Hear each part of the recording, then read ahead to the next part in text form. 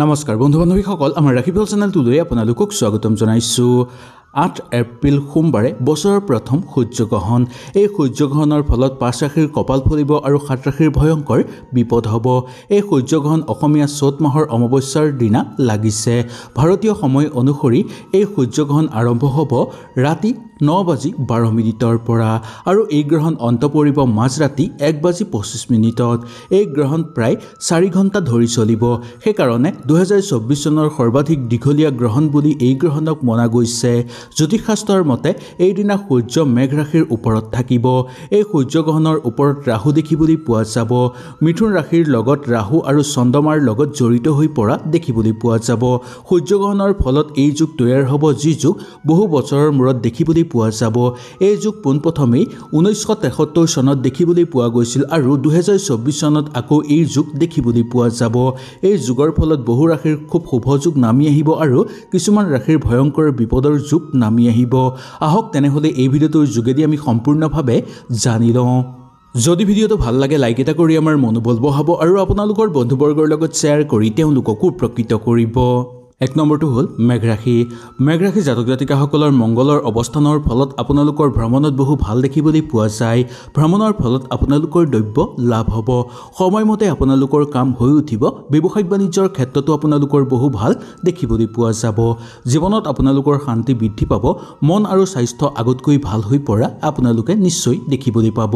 দাম্পত্য জীৱন আপোনালোকৰ সুন্দৰ হ'ব। নতুনকৈ ব্যৱসায়িক বাণিজ্য কৰিব বিচাৰিলে কৰিব পাৰিব আৰু ব্যৱসায়ত আপোনালোকে লাভৱান হ'ব পাৰিব। দৈনন্দিন কাম কাজৰ লগত জড়িত লোকসকলে কিন্তু অলপ সাৱধানতা অৱলম্বন কৰি চলিব লাগিব, কাৰণ সমস্যাই আপোনালোকক দেখা দিব পাৰে। সন্তানৰ অনুকূল হ'ব। ধৰ্মীয় ক্ষেত্ৰত মংগলময় হ'ব। প্ৰেমত আপোনালোকৰ মধ্যম দেখিবলৈ পোৱা যায়। ভ্ৰমণ কৰিব বিচাৰিলে নিঃসন্দেহে আপোনালোকে দূৰ ভ্ৰমণ কৰিব পাৰিব। ছুটি ভ্ৰমণৰ ক্ষেত্ৰতো আপোনালোকৰ মংগলময় প্ৰভাৱ দেখিবলৈ পাব। বিদ্যাৰ্থীসকলৰ কাৰণে গতানুগতিক হিচাপে পাৰ হোৱা দেখিবলৈ পোৱা যাব। ৰাজনৈতিক ক্ষেত্ৰৰ লগত জড়িত লোকসকলৰ কাৰণে মংগলময় প্ৰভাৱ দেখিবলৈ পোৱা যায়। 2 নম্বৰটো হ'ল বৃষ ৰাশি। বৃষ ৰাশি জাতক জাতিকাসকলৰ ঘৰত কাৰোবাৰ স্বাস্থ্যৰ অৱনতি ঘটিব পাৰে বা প্ৰিয়জনৰ স্বাস্থ্যৰ প্ৰতি আপোনালোকে নজৰ ৰাখিব, নহ'লে স্বাস্থ্যৰ অৱনতি ঘটিব। ঘৰত কণ্ডল হোৱাৰ সম্ভাৱনাও দেখিবলৈ পোৱা যাব পাৰে। সেইকাৰণে নিজকে অলপ সংযম কৰি চলিবলৈ চেষ্টা কৰিব আৰু বেলেগকো আপোনালোকে অলপ বাধা দিবলৈ চেষ্টা কৰিব।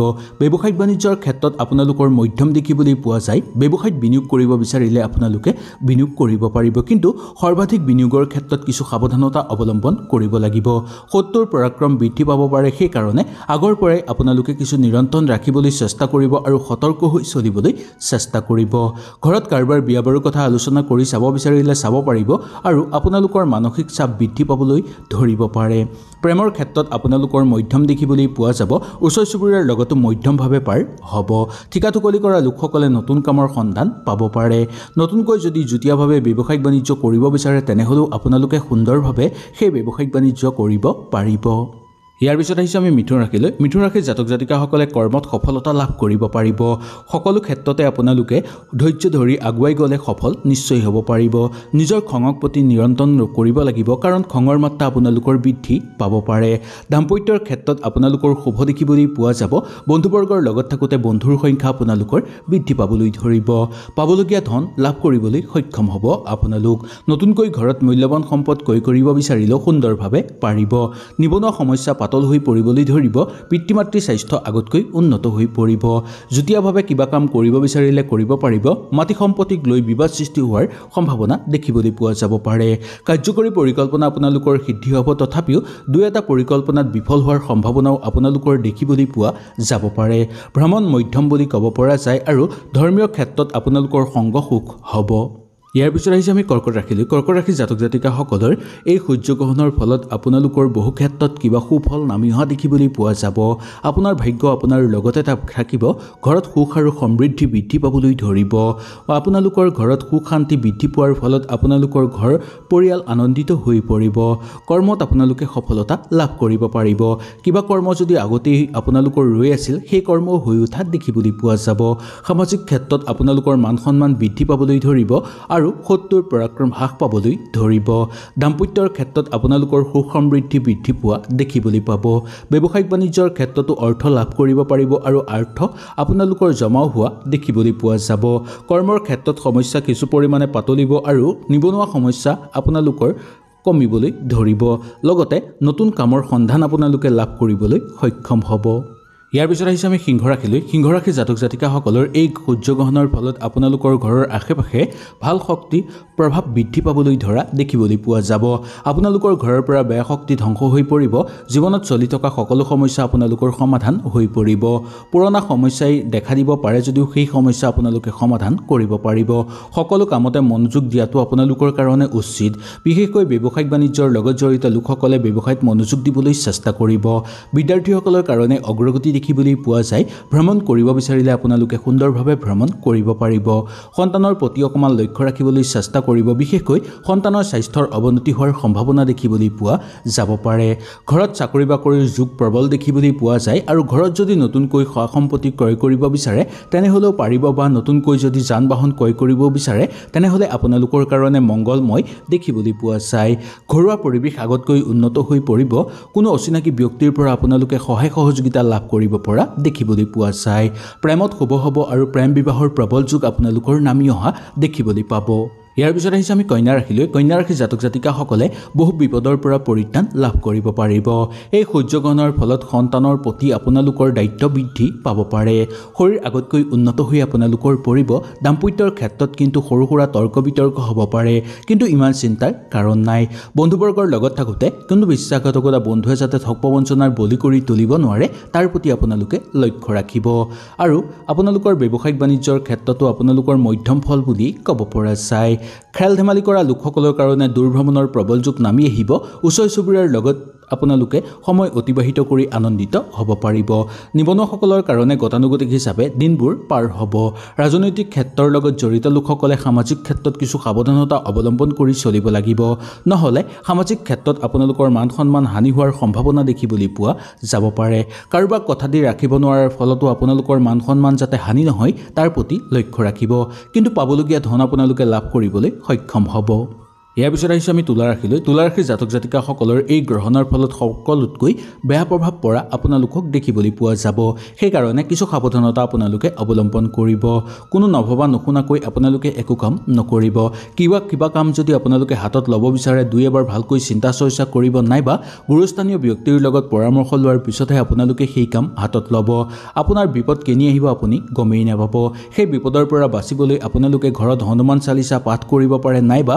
বিষ্ণু জাপ আপোনালোকে ঘৰত কৰিব পাৰে সূৰ্যগ্ৰহণৰ পিছত আপোনালোকে এই কাম কৰিলে আপোনালোকৰ জীৱনৰ পৰা সকলো সমস্যা দূৰ হৈ পৰিব কৰ্মক্ষেত্ৰত মধ্যম দেখিবলৈ পোৱা যাব ব্যৱসায়টো মধ্যম হ'ব দাম্পত্যৰ ক্ষেত্ৰত মধ্যম বুলি ক'ব পৰা যায় যদিও সৰু সুৰা তৰ্ক বিতৰ্ক হ'ব পাৰে নিবনুৱা সমস্যা পাতলিবলৈ ধৰিব ৰাজনৈতিক ক্ষেত্ৰত মধ্যম হ'ব কাৰ্যকৰী পৰিকল্পনা সিদ্ধি কৰাৰ ক্ষেত্ৰতো আপোনালোকৰ মধ্যম প্ৰভাৱ দেখিবলৈ পোৱা যাব ইয়াৰ পিছত আহিছে আমি বৃশ্চিক ৰাশিৰ জাতক জাতিকাসকলৰ সূৰ্যগ্ৰহণৰ ফলত আপোনালোকৰ মধ্যম প্ৰভাৱ দেখিবলৈ পোৱা যাব ইয়াৰ ফলত আপোনাৰ ওপৰত বেয়া ভাল দুয়োটাই প্ৰভাৱ পৰিব এই প্ৰভাৱ আপোনালোকৰ ওপৰত কেতিয়া পৰিব আপোনালোকে গমেই নাপাব সেইকাৰণে অলপ সতৰ্কতা অৱলম্বন কৰি চলিবলৈ চেষ্টা কৰিব বিতৰ্কিত ক্ষেত্ৰৰ পৰা যিমান পাৰে দূৰত্ব বজাই ৰাখিবলৈ চেষ্টা কৰিব চাকৰিয়ালসকলৰ পদোন্নতিৰ সম্ভাৱনা দেখিবলৈ পোৱা যায় পাৰিবাৰিক ক্ষেত্ৰত আপোনালোকৰ সুখ শান্তি বৃদ্ধি পাবলৈ ধৰিব টকা পইচাৰ লেনদেনৰ ক্ষেত্ৰত কিন্তু তৰ্ক বিতৰ্ক হৈ পৰিব পাৰে বা হাই কাজিয়া যাতে নহয় তাৰ প্ৰতি আপোনালোকে লক্ষ্য ৰাখিব লাগিব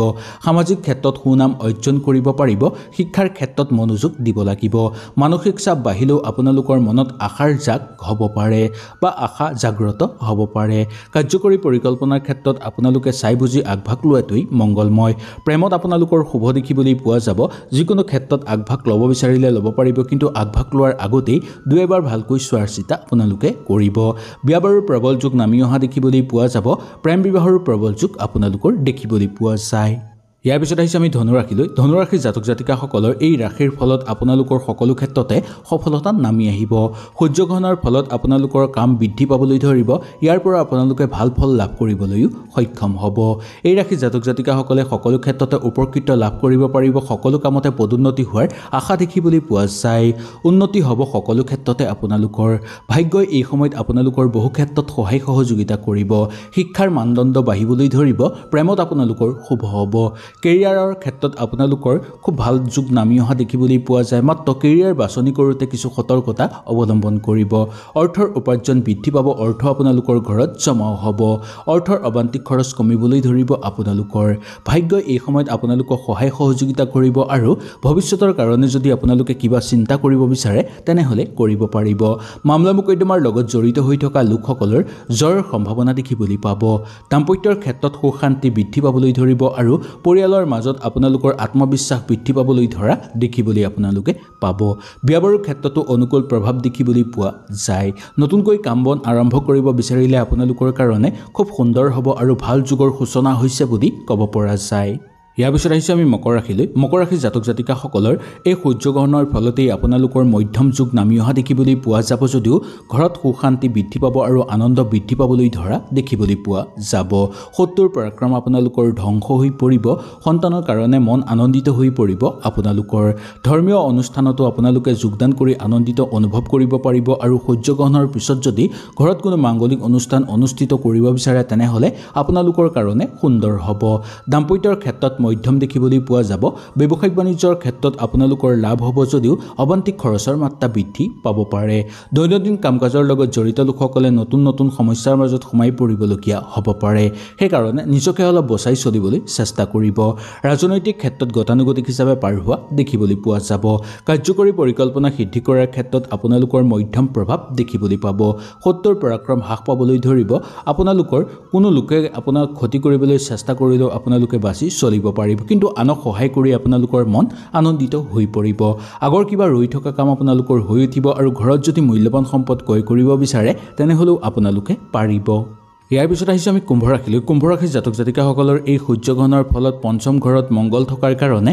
আপোনালোকৰ ঘৰত সুখ শান্তি বৃদ্ধি পাবলৈ ধৰিব সকলো সমস্যা আপোনালোকৰ সমাপ্ত হৈ পৰিব নতুন কাম সাজু হ'ব পাৰে বা নতুন কামৰ কাৰণে আপোনালোকে আগভাগ ল'ব পাৰে আপোনালোকৰ সকলো কামতে সফলতা অৰ্জন কৰিব পাৰিব দাম্পত্যৰ ক্ষেত্ৰত তৃতীয় পক্ষৰ প্ৰৱেশ কৰিবলৈ নিদিব বন্ধুবৰ্গৰ লগত থাকোঁতে আপোনালোকৰ মধ্যম প্ৰভাৱ দেখিবলৈ পাব নতুনকৈ ঘৰত ব্যৱসায়িক বাণিজ্য আৰম্ভ কৰিব বিচাৰিলে আপোনালোকে সুন্দৰভাৱে আৰম্ভ কৰিব পাৰিব ঘৰত বিয়া বাৰুৰ কথা আলোচনা কৰি চাব বিচাৰিলেও পাৰিব আৰু ঘৰত বিবাহৰ প্ৰবল যুগ নামি আহিব আৰু বিবাহৰ প্ৰস্তাৱো আপোনালোকৰ ঘৰলৈ আহিব পাৰে অতিথি আলহীৰ পৰা আপোনালোকে সৎবুদ্ধি লাভ কৰিবলৈ সক্ষম হ'ব সামাজিক ক্ষেত্ৰত খ্যাতি বৃদ্ধি পাব ৰৈ থকা আপোনালোকৰ ধন লাভ কৰিবলৈ সক্ষম হ'ব আপোনালোকে ঘৰত যদি পুৰণা সম্পদ আছে আপোনালোকে যদি বিক্ৰী কৰিব বিচাৰে তেনেহ'লেও সেই বস্তু আপোনালোকে বিক্ৰী কৰিব পাৰিব খেল ধেমালি কৰা লোকসকলে স্বাস্থ্যৰ প্ৰতি লক্ষ্য ৰাখিব লাগিব ভৰিত বা মূৰত আঘাত পোৱাৰ সম্ভাৱনা আপোনালোকৰ দেখিবলৈ পোৱা যায় ৰাজনৈতিক ক্ষেত্ৰত গতানুগতিক হিচাপে পাৰ হ'ব ওচৰ চুবুৰীয়াৰ লগতো সময় অতিবাহিত কৰি আপোনালোকৰ মন